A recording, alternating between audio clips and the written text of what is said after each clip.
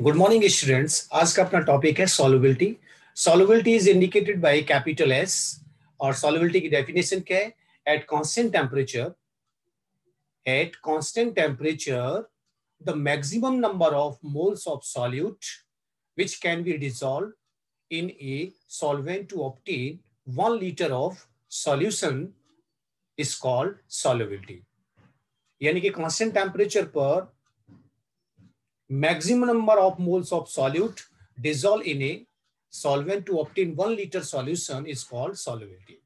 तो solubility का जो फॉर्मूला है जस्ट मोलैरिटी के ही फॉर्मूले के इक्वल होता है। फॉर्मूला क्या हुआ? Number of moles of solute upon volume of solution in litre. ठीक है, जो कि मोलैरिटी का फॉर्मूला होता है वही सॉल्युबिलिटी का। यहाँ पर number of moles of solute की जगह हम रख देते हैं amount of solute in gram upon molar mass of solid multiply volume of solution in litre. ये हो जाएगा आपके सॉल्युबिलिटी के इक्विवेलेंट। अगर हमें सॉल्युबिलिटी ग्राम पर लीटर में अगर निकालनी है तो हम क्या करेंगे? W अपॉन, देखो ये हो गया ग्राम पर लीटर, ये ग्राम पर लीटर हो गया, MW मल्टीप्लाई हो जाएगा सॉल्युबिलिटी से। तो फॉर्मूला आपके बन जाता है सॉल्युबिलिटी इन ग्राम पर litre equal SM solubility multiply molar mass. तो ये आपके फॉर्मूले न्यूमेरिकल में यूज कर लिए जाते हैं। नेक्स्ट पॉइंट है कि solubility does not depend upon amount of substance.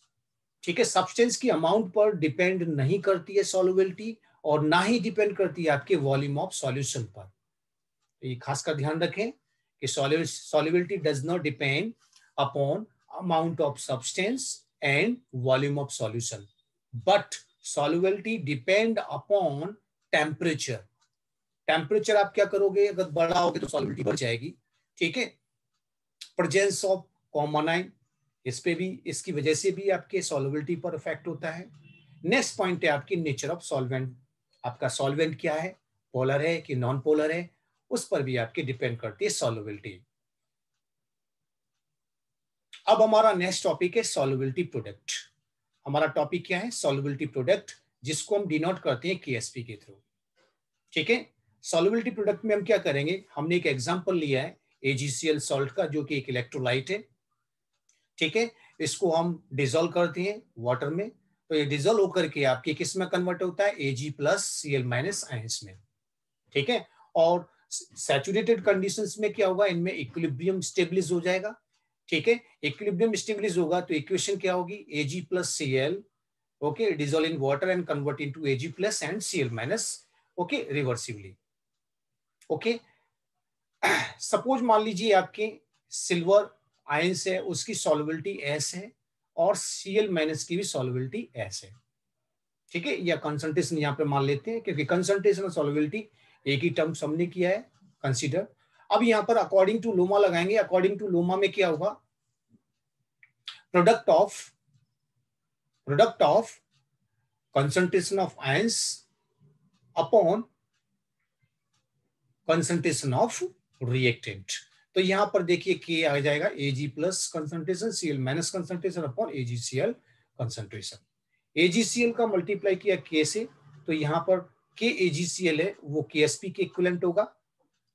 ठीक है, यहाँ Ag+Cl- आ गया। Ag+ की कंसंट्रेशन हमने S मानी है और Cl की भी S मानी है, तो यहाँ पर देखिए KSP की इक्वल क्या हो गया? S² हो गया।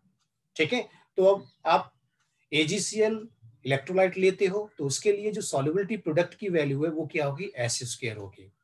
अगर आपको S सॉल्युबिलिटी निकालनी है तो आप क्या करोगे? √KSP, SS हो जाएगा।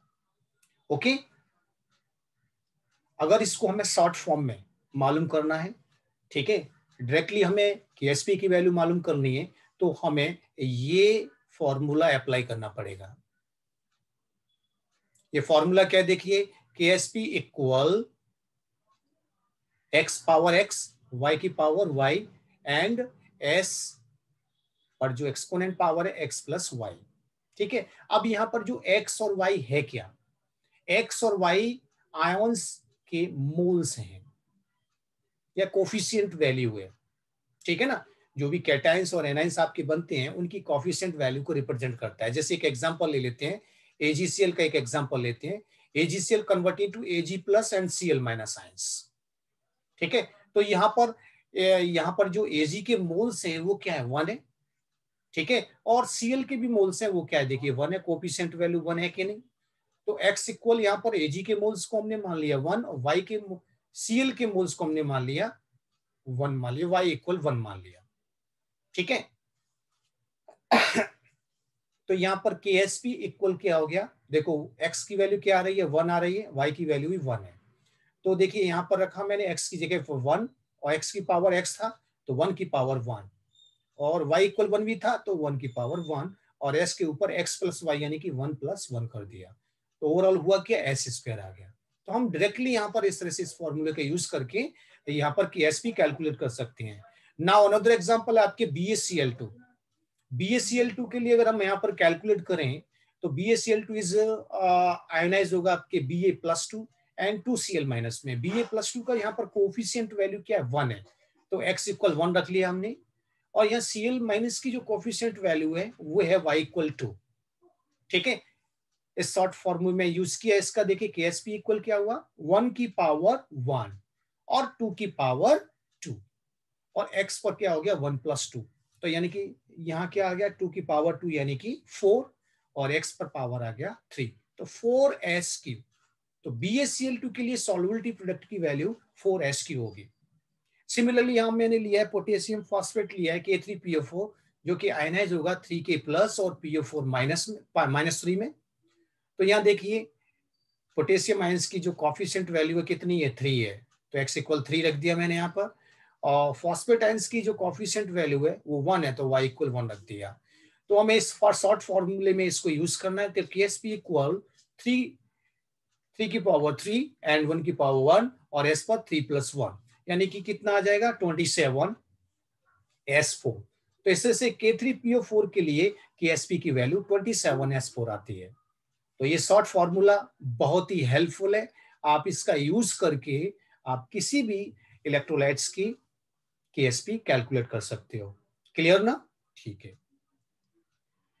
नेक्स्ट हम क्वेश्चन प्रैक्टिस करते हैं। Find out the solubility of AgCl in the presence of C molar NaCl solution. आपको ये जो AgCl इलेक्ट्रोलाइट है इसकी सॉल्युबिलिटी मालूम करनी है आपको, किसकी प्रेजेंस में, C molar concentration NaCl solution की प्रेजेंस में। तो पहले हम AgCl को आयनाइज करते हैं, AgCl कन्वर्ट होगा Ag प्लस Cl माइनस में। जहां पर AgCl की सॉल्युबिलिटी S है तो उसके आयंस की सॉल्युबिलिटी भी S होगी। KSP निकालेंगे इनके लिए, Ag plus Cl minus arrange किया, S² आएगा AgCl के लिए KSP। अब देखिए सॉल्यूशन में NaCl भी है तो NaCl आयनाइज होगा Na प्लस Cl माइनस में। NaCl की जो कंसंट्रेशन है वो देखो दे रखी है न्यूमेरिकल में, कितनी है, C कंसंट्रेशन। तो NaCl C कंसंट्रेशन रखता है तो उसके आयंस की भी कंसंट्रेशन क्या होगी, C होगी कि नहीं होगी। ठीक है, तो इससे उसके आयन की कंसंट्रेशन भी C है। अब हम क्या कर रहे हैं, AgCl की सॉल्युबिलिटी इस NaCl की प्रेजेंस में मालूम कर रहे हैं। तो let solubility of AgCl in the presence of NaCl solution is S- mole per litre. क्योंकि सॉल्युबिलिटी क्या चेंज होगी कि नहीं होगी, आपने NaCl डाला है तो सॉल्युबिलिटी तो चेंज होगी। तो AgCl की कंसंट्रेशन सॉल्युबिलिटी सपोज S- है तो उसके आयंस की सॉल्युबिलिटी भी S- होगी, ओके, Cl माइनस की भी S- होगी। तो यहाँ पर KSP निकाला तो Ag plus Cl minus, Ag plus की जगह क्या किया हमने S- रख दिया और Cl माइनस की जगह पर हमने S- प्लस C रखा। क्यों, क्योंकि देखो यहां पर जो आपने क्या कर दिया कि NaCl में क्या है, Cl माइनस है, उसकी भी तो कॉन्सेंट्रेशन कितनी है, C है। इधर AgCl में भी Cl है, ठीक है, तो उसकी भी क्या है, S- कंसेंट्रेशन है कि नहीं। देखो ये तो S- प्लस C आ जाएगी Cl माइनस की कंसेंट्रेशन की जगह पर। अब हम मल्टीप्लाई करते हैं तो S- प्लस S- ये आपके KSP आ जाएगा। ठीक है, हम क्या करेंगे इसमें, neglecting the higher power terms of S-, ठीक है, जो हायर पावर टर्म्स हैं S- की सॉल्युबिलिटी की उसको हम नेग्लेक्ट कर देंगे। तो बचा क्या, S- बचेगा, ये बचेगा, इसको हम नेग्लेक्ट कर देंगे ये वैल्यूज को। ओके, तो KSP इक्वल क्या आता है, KSP इक्वल आता है S-, तो सॉल्युबिलिटी जो नई सॉल्युबिलिटी है AgCl की वो क्या आएगी K-Sp/C। तो इस तरह के क्वेश्चन बच्चों आपसे बहुत पूछे जाते हैं, बहुत ही IMP क्वेश्चन है ये कॉम्पिटिटिव एग्जाम में आपके काफी पूछे जाते हैं। नेक्स्ट एग्जांपल और करते हैं हम कि find out the solubility of CaCl2 calcium chloride solution in the presence of C molar NaCl solution. तो पहले हम CaCl2 का KSP निकालते हैं। तो देखिए आयोनाइज किया है Ca+2 Cl माइनस में, यहाँ पर इसको आयोनाइज किया है। यहाँ पर CaCl2 की सॉल्युबिलिटी S है, तो उसके आयंस की सॉल्युबिलिटी क्या होगी, कैल्शियम आयंस की S होगी, और लेकिन क्लोराइड आयन की क्या होगी 2S होगी, क्योंकि कोफिशिएंट 2 है। KSP निकाला हमने यहाँ पर, तो KSP आता है इसके लिए 4SQ आता है। अब हम क्या कर रहे हैं, उसमें NaCl डाल दिया, तो NaCl डालेंगे तो CaCl2 की जो सॉल्युबिलिटी है वो अफेक्टेड होगी, यानी कि नई सॉल्युबिलिटी निकालनी पड़ेगी। तो NaCl डाला तो Na+Cl- यानी कि इसकी कंसंट्रेशन C है, तो आयंस की कंसंट्रेशन भी C होगी। तो CaCl2 में NaCl डाल दिया, तो CaCl2 की नई सॉल्युबिलिटी सपोज H- है, तो कैल्शियम आयन की H- होगी, और क्लोराइड आयन की जो सॉल्युबिलिटी होगी 2H+C। ठीक है, प्लस C क्यों होगा, क्योंकि ये क्लोराइड आयन का C इसमें ऐड हो जाएगा। तो इसका नया KSP क्या होगा, Ca+2 Cl- का होल स्क्वायर, यानी कि H- 2H+ का होल स्क्वायर। ओके, इसको हमने सॉल्व किया, तो इसकी जगह हमारा क्या है 4H- प्लस 4H+C+C²। बाहर H- है, इसका भी मल्टीप्लाई किया तो वैल्यू हमारी ये आती है। तो इसमें हम क्या करेंगे, ये जो आपके पावर वाली जो टर्म्स हैं, ठीक है ना, उनको हम नेग्लेक्ट कर देंगे, ये वाली वैल्यू नेग्लेक्ट हो जाएगी, ठीक है ना। H- पर जो पावर है उनको हम नेग्लेक्ट कर देंगे, ये भी नेग्लेक्ट हो जाएगी, और बचेगी कौन हमारी H-C²।